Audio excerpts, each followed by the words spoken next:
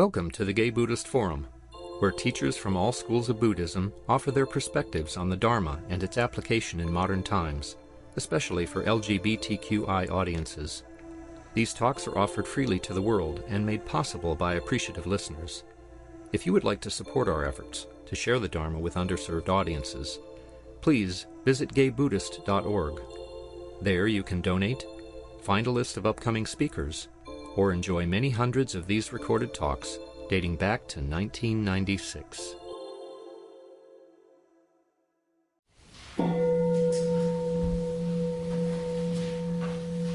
Welcome back. And it's our custom to go around the room and say our names before I introduce our teacher. My name is Grisha. Grant. Kay. My name is Henry. My name is Clark. Bob. Jim. Andrea. Matthew. Michael. My name is Mark. I'm Brad. I'm Tom. My name is Cass. I'm Richard. Noel. I'm Lee. David. Mark. Steve. Donald. Welcome everyone, and welcome to everyone online. Jeffrey, Francis, Jeff, Harley, Tony, Michael, John, Chris, Tyler, Daniel, Christian, Frisco, Samuel, and Jatus. Welcome everyone. Stefan just came in too. I will introduce our teacher for today. Dr. Donald Rothberg is a member of the Teachers Council at Spirit Rock, a guiding teacher for the Marin Sangha in San Rafael, California, and a regular teacher at the East Bay Meditation Center in Oakland, Southern Dharma Retreat Center, Insight LA, and New York Insight. He teaches retreats and groups on concentration and insight meditation practice, loving kindness practice, transforming the judgmental mind, mindful communication, working skillfully with conflict, and socially engaged Buddhism. He has practiced insight meditation since 1976 and has also received training in Tibetan Dogen body-based psychotherapy and trauma work. He has helped guide many 6-month to 2-year training programs in socially engaged spirituality, both Buddhist-based and interfaith. And he's the author of The Engaged Spiritual Life, a Buddhist approach to transforming ourselves and the world, and the co-editor of Ken Wilburn Dialogue. He has a website, donaldrothberg.com. You can check it out. And we have copies of one of his books out on the table if you're interested. And I hear he has a new book coming out, which hopefully we'll talk about. Okay, very good. Well, it's great to be here again, and I appreciate my connection with the community over a lot of years. And I appreciate the connection even with the origins of GBF, which I had a connection with because it came out of our Summer Institute with the Buddhist Peace Fellowship in the early 90s that I was one of the organizers of. And so that's another story, but it's good to be here and good to connect, see a lot of familiar faces. And so this morning I want to explore with you the theme of bringing our practice to the current difficult times.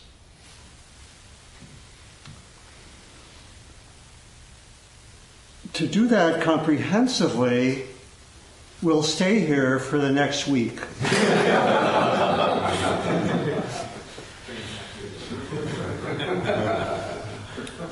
To do it in a way which hopefully could be helpful, but won't be fully comprehensive, I'll talk for half an hour. And really to explore a few key themes. And what I want to do is focus on the importance of connecting inner transformation and outer transformation. That's one theme. The second theme is grounding in ethics as part of our practice. Sometimes a missing part of our practice with so much emphasis on meditation, which I love. So the second piece, I'll be a good chunk of what I talk about, is how we ground in ethics and expand our sense of ethics as a core part of our practice. And then also some attention to two key dimensions of inner work. One, working with difficult emotions and thoughts, and the next one is keeping a connection to joy in difficult times. Very, very crucial. And the last will be really listening for what calls one at these times. So probably adds up to 5 themes. Maybe 4. Okay. Traditionally, as many of us know, in the teachings of the Buddha, the training is understood as taking place in 3 areas. In Pali, sometimes called Sila, Samadhi, Panya, often translated in a little different order as training in wisdom, training in meditation, and training in ethics. Something very similar in the Tibetan tradition. In some of the Tibetan traditions, the breakdown is also in 3 areas of training. Training in view, which corresponds to wisdom, view, meditation, and conduct. Some of you may have heard that model. And this is really how it's understood traditionally, that all 3 of these areas are crucial. And as probably many of us have observed, in Western Buddhist practice, sometimes that threefold mode of training is reduced primarily to meditation, with maybe some help with wisdom and occasional comments on ethics. But there's really, I know this myself from my own experience, that and I love meditation. I probably spent, 8 or 9 years of my life in retreat over the years. So I love meditation, but I'm also aware that there's been a kind of narrowing of the sense of training. And even, a lot of community groups, they're called, what are they called? They're called meditation groups, right? And it's very valuable and I think understandable partly in terms of how Western Buddhism developed. But it's not really so much in keeping with the tradition. And I know I had some resistance to it because I was probably more of an activist. I was more of an activist before I got into meditation. It might be true for many of us. And I always thought, so wonderful to bring them together, right? That was kind of vision. And I was frustrated sometimes being on retreats and being when I was, in my 20s and learning meditation, to really have, almost like the message was, meditate all the time. That's where the action is. And I found resistance to that, and I actually moved away from some of the mainstream centers. And from around 1990 to 2000, my main home was the Buddhist Peace Fellowship, actually. And really finding a place to make that connection and working with training groups and so forth. And then found I was missing retreats and intensive practice. And since then I've worked more continually for an integration, but I have really felt for a long time the need for connecting inner and outer transformation. I think it's a message that's really important in our times, and for us to find ways to make that connection. And it's not something we do all the time. Sometimes, I know this from my own life, sometimes I'm more called to the inner work, or to retreats, or to meditation. and sometimes I'm more called to the outer or to integrating the inner and the outer. So there are cycles of inner and outer.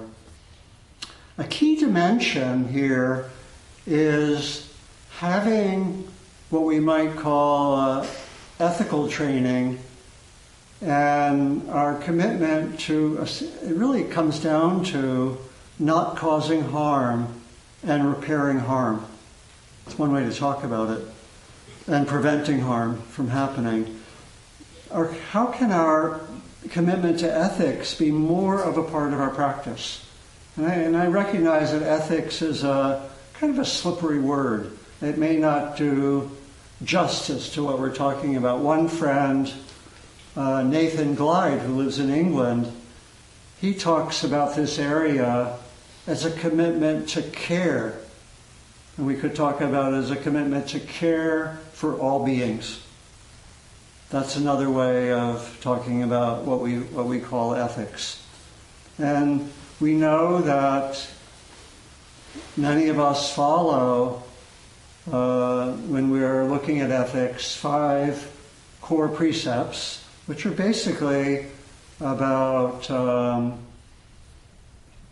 not causing harm, and then the other side of it is our positive qualities such as care, generosity, and so forth. But we know that the 5 ethical precepts that we hear, if we've been at retreats, at the beginning of the retreats, are number 1, not harming, sometimes extended to or described as not killing. 2nd, not taking that which is not given.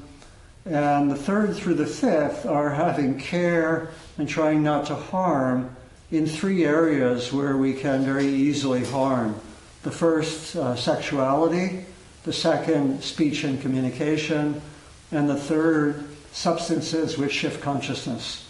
That we can, in each of those areas, be harmed. So what does the practice look like? One thing I want to say is that often the ethical precepts are primarily understood in terms of our own individual behavior. I want to not harm myself. I want to not take that which is not given. I want to have care. And we can use the ethical precepts to both, I've sometimes worked in groups where we worked with these 5 precepts I remember once for 6 months. And we worked with 1 precept a month. And then we brought them together, for the last month. And the precepts are helpful because they point to, they're both behavioral guidelines. They tell us especially what not to do or where to look out. But they also give us really suggestions for where to pay attention. Oh, am I engaging in skillful speech? Oh, skillful speech has guidelines of being truthful. Okay, it looks like I'm exaggerating for the sake of self-image. Okay, Donald, a little bit of mindfulness, what's going on, and so forth. So, and probably for most of us of these teachings, wise speech can be the most significant for us. So the one that has, and then some of you know I've been teaching retreats on wise speech or mindful communication for, I think, almost 20 years. And it's a really important area of practice, and also not always taught so much, not always practiced with clarity and precision so much. Now, one interesting thing is, again, we often think that the ethical precepts are about me getting my personal act together, right? But historically, they were understood in a social sense. It wasn't just about me, it's about others as well. And so, for example, this is from the Buddha, from the Dhammapada. Not to do any evil, cultivate what is wholesome, purify one's own mind and heart. This is the teachings of the Buddha. This is the teaching of the Buddhas. And we know that the Buddha, within his own community, didn't permit the caste system to exist and spoke out against it. And he didn't try to change the larger society, but he did change his own community, right, and looked at that. Interestingly, some of you know, a few hundred years after the Buddha, there was a king named Ashoka who brought Buddhist ethics to much of what we now call India. Listen to this. This were some of the guidelines that Ashoka had for this large part of the world. This was about 250 before the Common Era. One scholar talked about Ashoka as developing a moral society of active social concern, religious tolerance, ecological awareness, the observance of common ethical precepts, and the renunciation of war. Okay? 2,300 years ago. Make America great India again. That just came to me. So listen to some of what was occurring 2,300 years ago with Ashoka. Abolition of the death penalty as not in accordance with the ethical precepts. Provision of medical facilities for all humans and for non-human animals. Medical facilities for non-humans.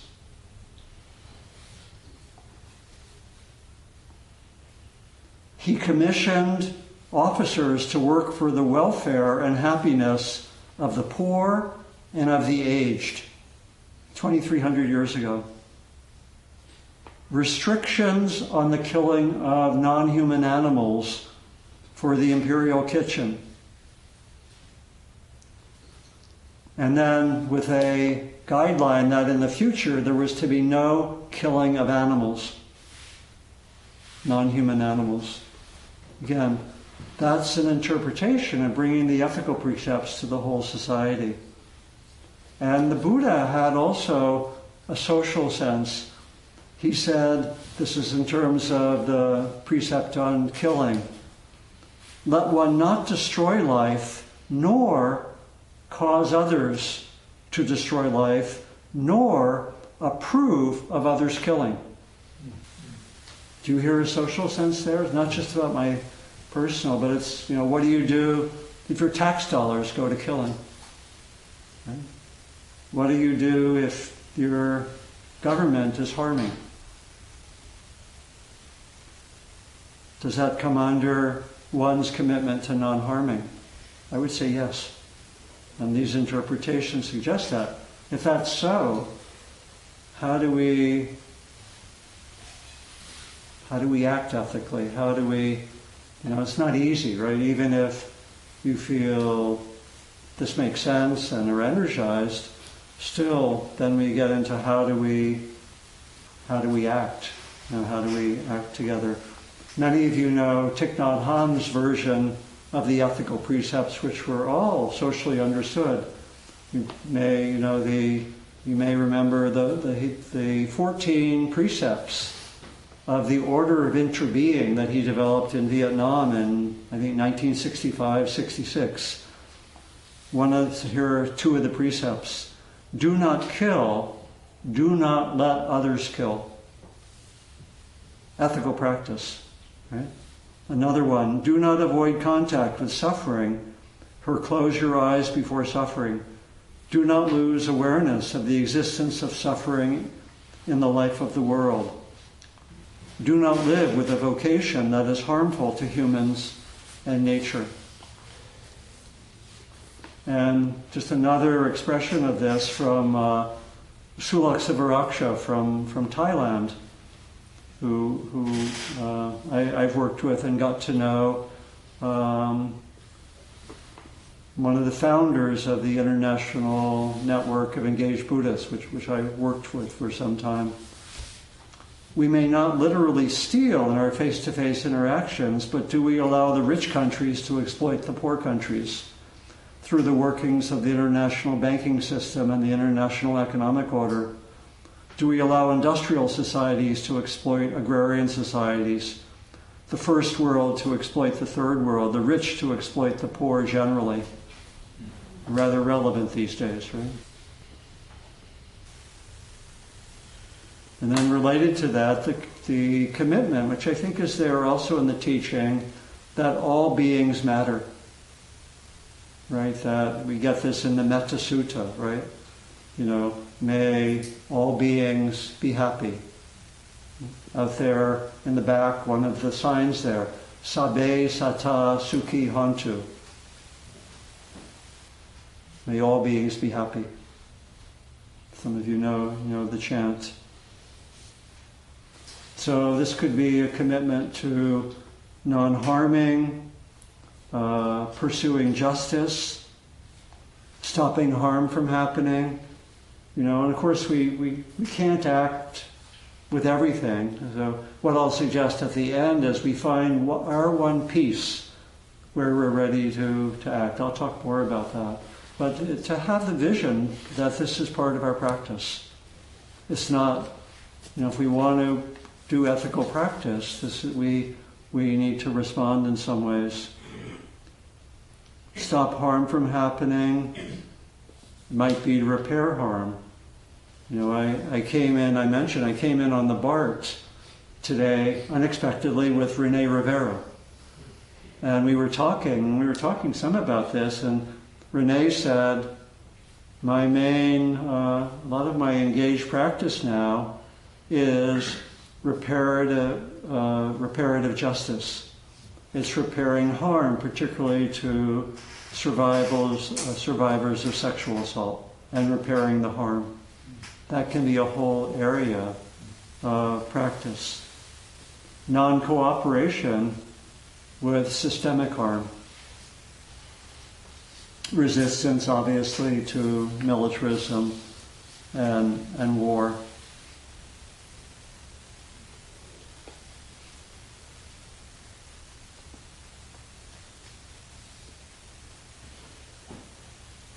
So ethics is a really crucial practice.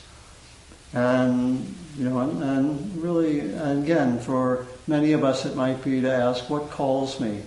How do I have ethics more of a part of my practice? Or maybe it already is there in some way. And then a second area, broad area, really crucial, we could bring under the rubric of meditation and inner work. I'll just mention two areas that I think are really crucial. It's finding ways, and this is pretty obvious, but finding ways to bring difficult emotions into our practice. If I'm feeling depressed by what's happening, let me focus there. If I'm feeling anger, let me practice with the anger. It's very easy when we don't focus on what's there to go into numbness. Anyone feeling that at times? Yeah. Very, very easy to go into numbness. And a lot of this really can work actually sometimes better in community. I don't know, maybe another time I could come back. One of the practices I love is a group practice that I learned originally from Joanna Macy. Some of you probably know this. It's called the Truth Mandala. Anyone know the Truth Mandala? It's a powerful practice. I've worked with it in really difficult social times. People gather in a circle. It can be 10 people, it can be 20, it can be 50, it can be 100.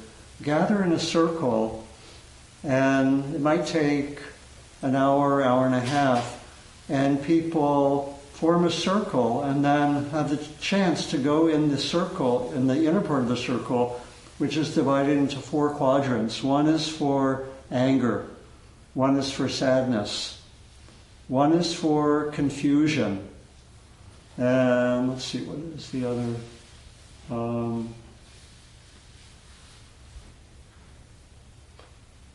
something important. Forgetfulness. And the middle is for anything that doesn't come in. Yeah, the fourth is, let's see, anger, confusion, sadness. What would be another difficult emotion that I didn't mention? Huh? Despair. Yeah, it could be despair.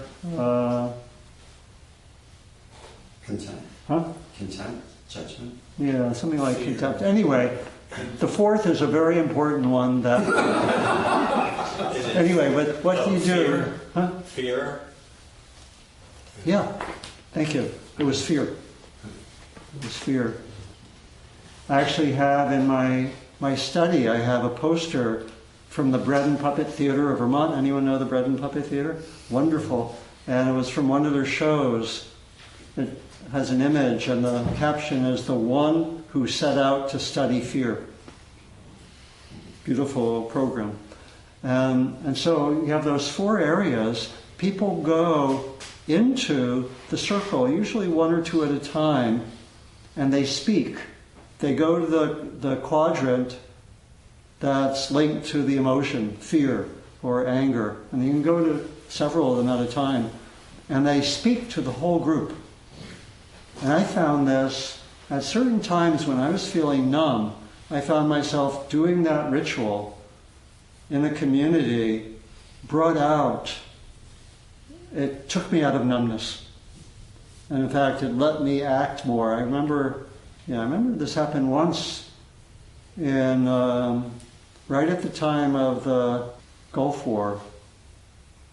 And I had been there, I think it was the first Gulf War, and I had been very active with Buddhist Peace Fellowship, doing a lot of things. And then when the actual war started, I felt numb. But a little bit after, I was part of a training with Joanna, and we had 70 people. We did that ritual, and it took me out of numbness. So it could be different forms of ritual, but how do we could deliberately say, let me bring up things related to my anger, be with them with mindfulness. Do that every day, right? Have it be present so that there's not numbness. And there's we could talk about that, for a whole area, but I think I'll assume that most of us here, that's enough to say. Just attend to the difficult emotions, talk about them with friends, go back into them, experience them. A lot of them might be totally accessible. Anger might be totally, I don't have to try hard to feel anger, but to tune into that and bring one's practice to it. Over and over again. With these emotions, it's over and over again. I personally have had 7 10-day retreats. I had one where I had fear the whole time, like 10 or 12, 14 hours a day. Another one, anger, right? And I found from working with them, I have to look at it over and over again, keep on working. And then I'll be brief here because I want to give time. The other inner practice is maintaining joy in the midst of a difficult time. And I'll be brief here, but I was thinking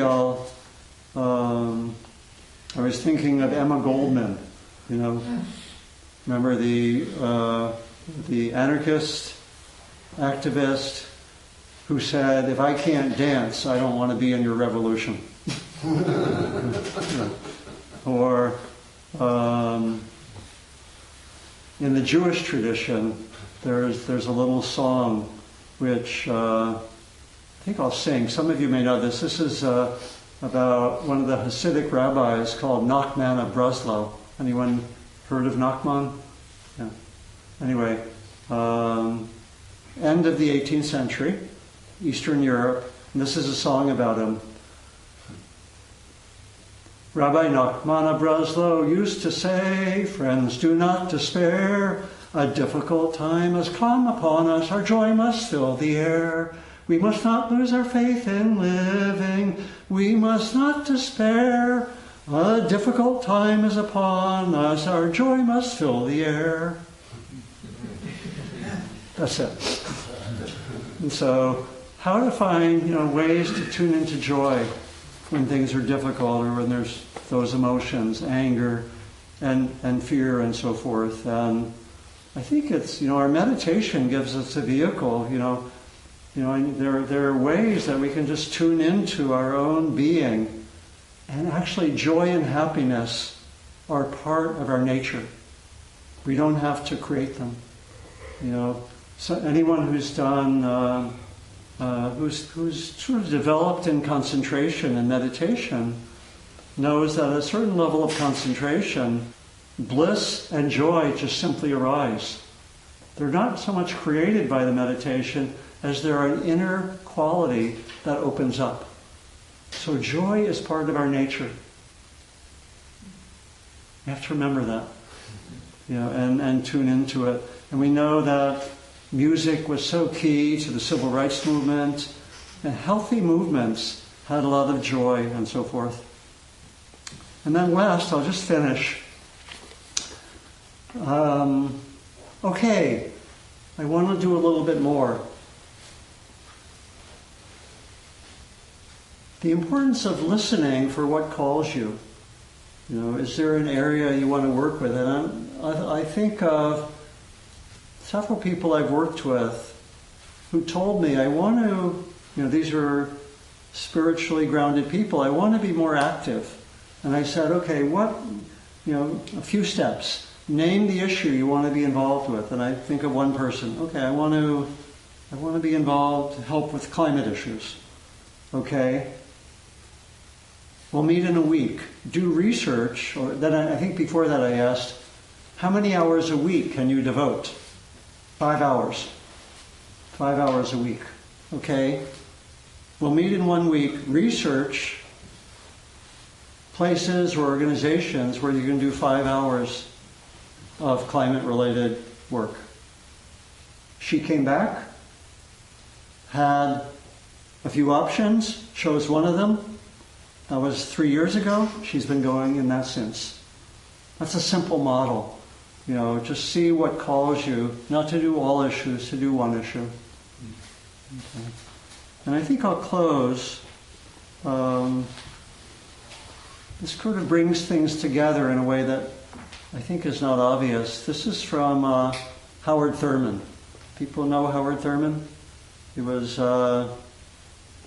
African-American theologian and activist who set up the first interracial church in San Francisco in the 1940s.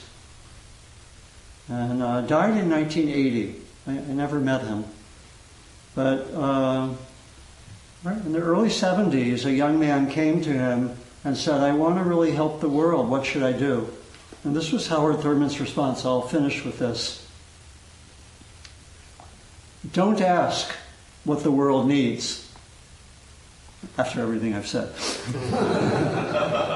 Don't ask what the world needs. Rather, ask what makes you come alive and go do it. Because what the world needs is people who have come alive. So, thank you. Yeah, we have some time to talk together. Clark, please. I first heard you speak, I think in 2004, either the Judgment. Say it a little louder. I first saw you speak at the Working with Judgment Day. Oh, yeah. Maybe it was the Loving Kindness Retreat. It was one was right after the other in 2004. And you had a red nose then. Do you remember from the clown school? Yeah. You would sometimes use. I'm a graduate of the Clown School of San Francisco. But you seem like a different person then.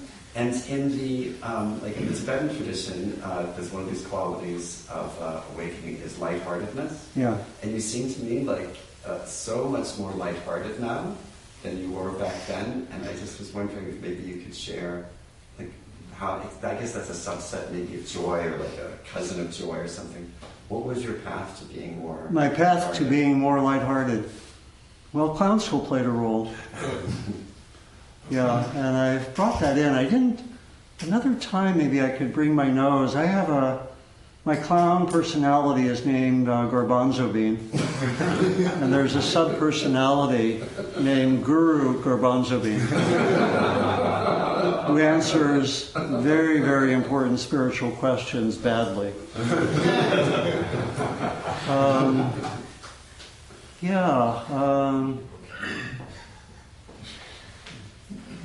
I think, I teach on transforming the judgmental mind, and I chose that topic not because it was simply a good topic, but it came out of my own inner work, and having a quite judgmental mind, which can be connected with ethics and seeing what's wrong and right and so forth. The way I teach it is that the judgmental mind isn't per se a problem that needs to be suppressed, but rather it needs to be transformed, and we need to take the insight that can be connected with being judgmental. Okay, that's not right, that's not unjust, what that person did, not okay.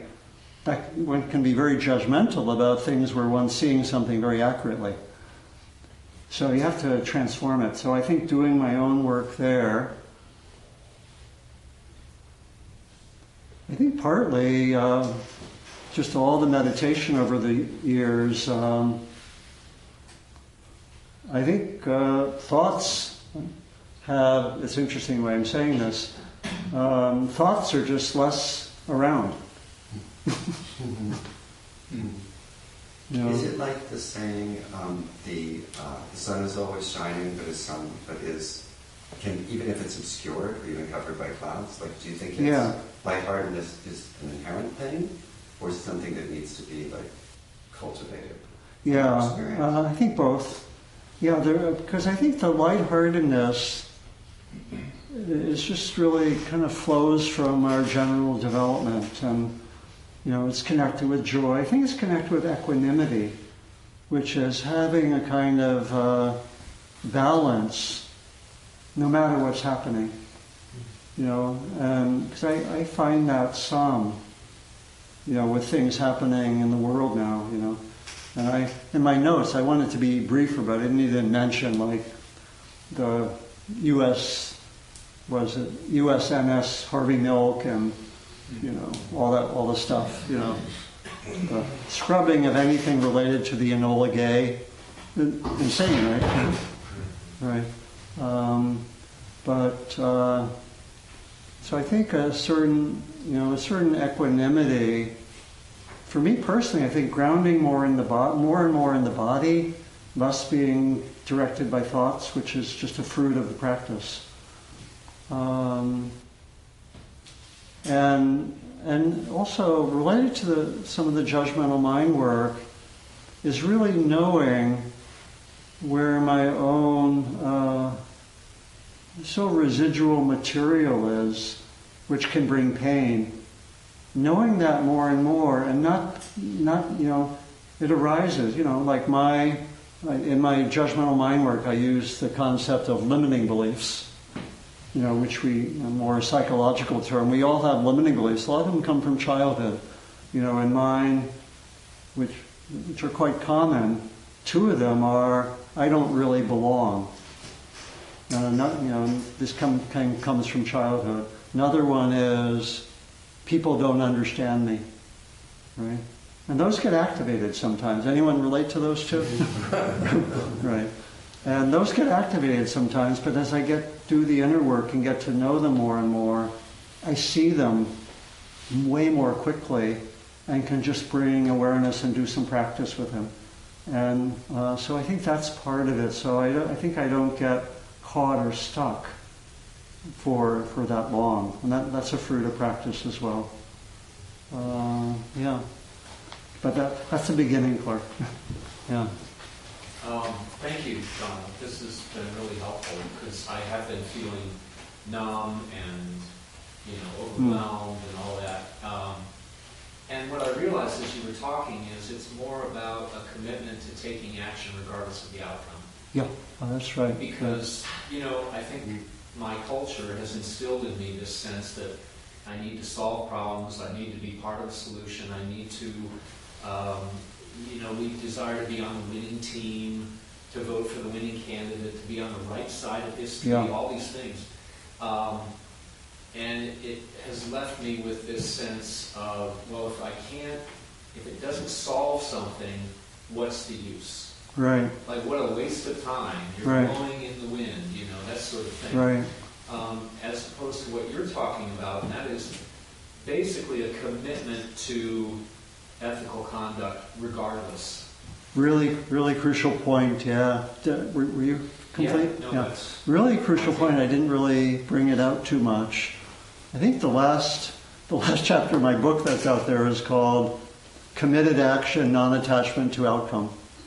Right, and which kind of follows, I think I was inspired originally, there's a line in the Bhagavad Gita, or a phrase, action without attachment to the fruits of one's action. And this is a complex teaching, but basically, it means acting for what is right and good, even when you're not sure that it'll bring about the results. I think really crucial right now because there's so much need for action that's going in the right direction, but we don't know the immediate effects, right? We don't know, and I think a lot of people who have been active over the years had to work with something like that. That's, I think, why I have it as a chapter, because I could really refer to so many people who had some version of that. And they could, some people talk about it as really being aware that we're in it for the long haul, right? And you don't necessarily have results in a month or a year, but that, again, inspired by our practice, we have a vision of caring for all beings. We have a vision of maybe of nonviolence. We have a vision of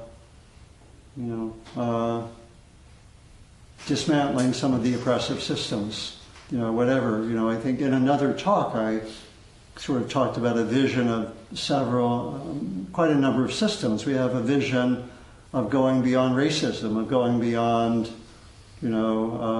patriarchy and so forth, right? And the old models of gender and so forth. And we can have that vision and know that that corresponds actually to our basic nature. And as we find Sabbe Sata Sukhi Hantu, our hearts, when we're in our awakened awareness, we're connected with all beings, right? And that actually, that's why I think our practice is so crucial, because in a way, we get corroboration of where we're going by touching love in our own experience. Touching love, metta, vast awareness. That tells us this is my basic nature. And so in a sense it's already there. That could really help with that issue. And then the other thing, I wanted to get this in before we finish. Anyone know the work of Erica Chenoweth? Yeah, really crucial in these times. She's, I think still at Harvard, a researcher, and she did research on, I think, 100 nonviolent movements from the 20th century and 200 violent movements, and some of the movements were against violent dictators. That includes like the movement in the Philippines against Marcos, some of the movements in Eastern Europe against the Soviet dictatorship and so forth. And what she found in her research, that when a movement had the active participation of 3.5% of the population or more, 100% success. Remember that. Right. And the only movements that had that were nonviolent movements. Violent movements didn't have that. Nonviolent movements tended to move towards democracy, violent movements towards tyranny. But anyway, just remembering that if there are enough people, then even that success is possible. Jeff Online has a question. Yeah. Should we take this as the last one, or how are we for time? See, maybe one or two. Very good. Go ahead, Jeff. Hi, Donald. Hey, Jeff. Thank you for a great talk. I'm really interested in this topic. I really got the importance of practicing the ethical conduct. It was during my first month-long retreat at Spirit Rock, and we're partway through.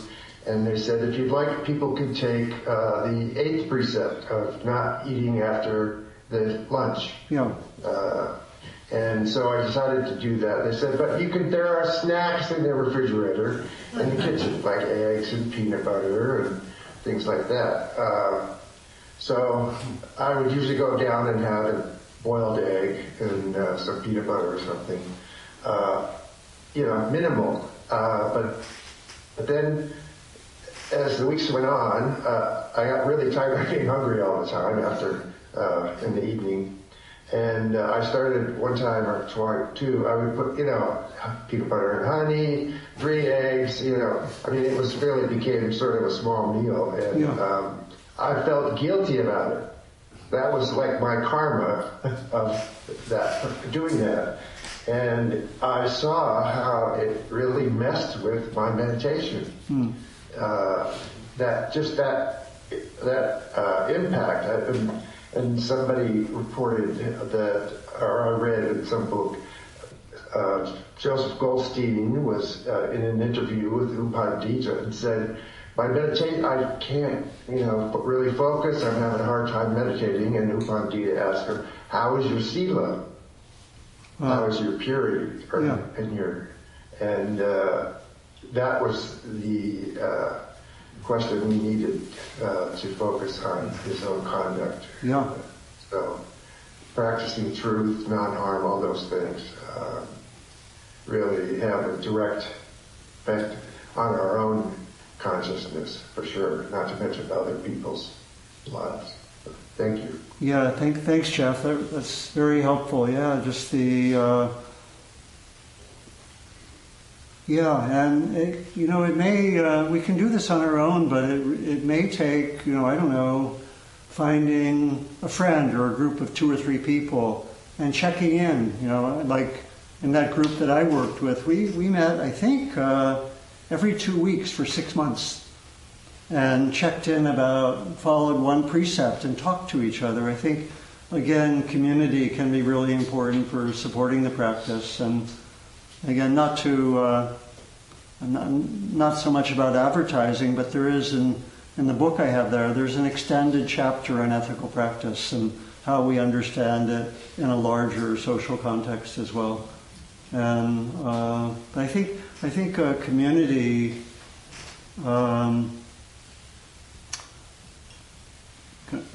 having a community to explore this can be really, really helpful. So we're not entirely on our own. I could come back next week and we could have the assignment for the next week. Thanks, Jeff. Any more questions? Yeah. That was lovely, Donald. I'm so glad I got to come today and listen and hear you all. Speak up. I know we only have a few minutes left, but one thing that I wrote down... Just a little louder, maybe, for the mic. One thing that I wrote down, you said attend to your negative emotions. Mm-hmm. I know that's a big subject. Could you just speak on it briefly? About working with the negative emotions? Yeah, your own. Yeah.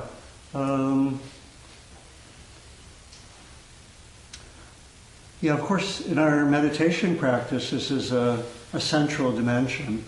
And one of the glories of meditation is that we can identify, okay, there's anger there now, and I can explore it. So part of it, when the anger or the fear or the difficult emotion is in the workable range, because sometimes they're, when I work with people, I have a 10-point scale like the Olympic divers, 1 to 10. And I say, if it's a 9 or a 10, I define that as more or less overwhelming. Then we can't really bring mindfulness to it. But when it's less than that, we can. And just to bring mindfulness to anger, feel what it's like in the body, stay with it for a while. One of the interesting things about anger, for example, you stay with it for a while, sometimes it opens up to sadness. Many psychologists say anger is a cover emotion with sadness beneath it. When I did my long retreat where I looked at anger for about 15 hours a day for 10 days. Maybe that helped with lightheartedness. Do I seem like an angry person? But there it was. And what I found when I really stayed with the anger, beneath it, I sometimes would feel sadness. And beneath the sadness, I would sometimes touch into love, which makes some sense. And when I've researched anger, I found that there were activists who basically say, my activism results, my anger comes out of love. And a lot of, Dr. King said that the heart of our movement is the transformation of anger. And for him it was actually to be in the movement coming out of love. It's a fruit. We can't sort of produce it, but what I found is just being mindful over time, with repetition really crucial, the anger would be processed and transformed. And that something like that is true for the other difficult emotions, like fear or grief.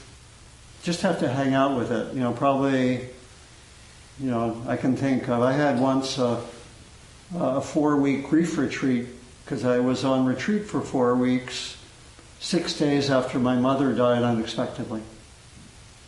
And it was just grief for 30 days, right? But just hanging out with it and seeing what gets in the way. That's a formula for skillful work with difficult emotions. So that we can work with it, but some of it during the day would just be to name it. If it's happening during the day, name it, see if you can touch into it. Another practice is to deliberately bring it up at the end of the day, bring it up, and then be with it for a while when it's in the workable range. So that's a beginning, really, but really a crucial practice generally and for our time. Yeah. Thank you, Don. Thank you. Will you be around? Will you stick around for a little while in case other people have questions? I saw some hands up. I will be around, and I'm also intending, if there's a lunch group, to go to lunch. Okay, cool. Yeah, and I'll just say, also outside there I have my upcoming schedule. I'm actually doing an online day-long retreat in August on connecting inner and outer transformation. It will be a whole day. I think August 3rd, online. And then there's some other things. The day-long on transforming the judgmental mind is at Spirit Rock, July 13th, hybrid, both online and in person. And if you go to that, I have groups, there's possibility of being part of an ongoing group after that. And so schedule, sign-up sheet if you want to stay in touch, some books. I also brought a short little card for Renee Rivera's upcoming retreat after meeting Renee on BART. So that's there, and a reading list. Okay. Excellent. Thank you. Thank you. All right. Is there anyone who has announcements? Could we hear from our host today? So I have an announcement. Speaking of cultivating lightheartedness and nourishing your soul and some joy, I hope you can join me this evening for a 90-minute Zoom call at 6:30 with Eve Decker, who will lead us in some brief meditation, but singing. Some songs that all are grounded in the Dharma and all these sort of things we talked about today, the positive qualities. It's just so nourishing to be able to vocalize and sing and get your body involved.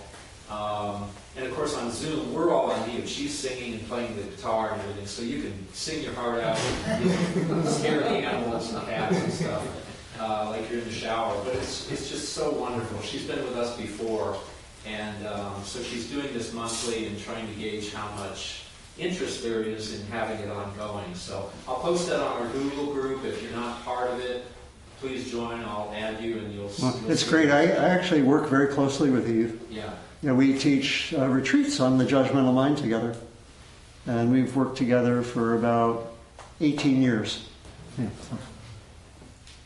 Wonderful. Ask her to sing the song related to the judgmental mind. She sings this one too. It's just that mantra. You know? Sabbe Sata? Yeah. Yeah. Our host. Yes, I'm your host tonight. Please stay and enjoy the fellowship of the Sangha. There's ginger walnut cookies and tangerines out there. If you have tea, just please leave your cup in the sink and we'll deal with it. I'll be coming around with the Dharma bowl, and we ask for a contribution between $10 and $20, but of course, anything you have to offer, we're happy to take. And we use the money for paying for the rent for this beautiful space, honorarium for our speakers. We just had a quarterly newsletter mostly people who were incarcerated. We're getting ready to restart Larkin Street dinners. It's quite an ordeal, but it's coming. Looks like it's going to happen. And we also subsidize our retreats, of which we are now having 2 a year. There's a sign-up sheet on the credenza if you want to stay in touch and join the Google group. You'll get notice of what's going on. And some people go out to lunch afterwards. You're more than welcome to join us, and you might consider inviting someone to join you. And I think that's it for the saying. It funds our podcasts and our videos to the world, putting the Dharma out to the world too, and the equipment to make it. There's one other thing. We actually run on volunteers, and Risha, Matthew, Cass, and I are on the board. There's lots of things we could use you for if you're interested in getting plugged in. Talk to one of us. It's very rewarding, and you get to get all the inside dish. Wise speech. Something else that's happening tonight is a demonstration in response to what's been going on in LA. It's 6 o'clock at ICE headquarters, which is at 630 Sansom Street. Yeah, very related to what we explored. Yeah. Does GBF still get money from if I donate stuff at the community thrift store? Yes. Yeah. Thank you for So mentioning. I'm doing like a major purge of my office because I have to like move offices. So. Yeah, the community thrift on Valencia and 17th. Just consult the website to see what they do and don't take. But we get a quarterly check, and it's another way to support the Sangha. So, and a good way to clean house. Yes, thank you. All right. Do you have a dedication of merit that you'd like to offer, or should we use our regular? I can do one. Okay, please. So we get in a circle to do it. Okay.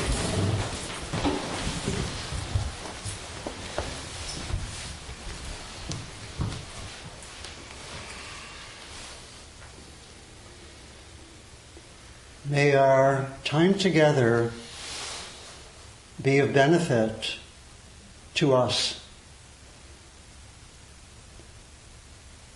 May our time together be of benefit to all those in our lives, in our own circles. May our time together and our practice be of benefit beyond our own circles to all beings. May our time together in our practice benefit all beings, knowing that we are part of all beings. Yay! Thank you.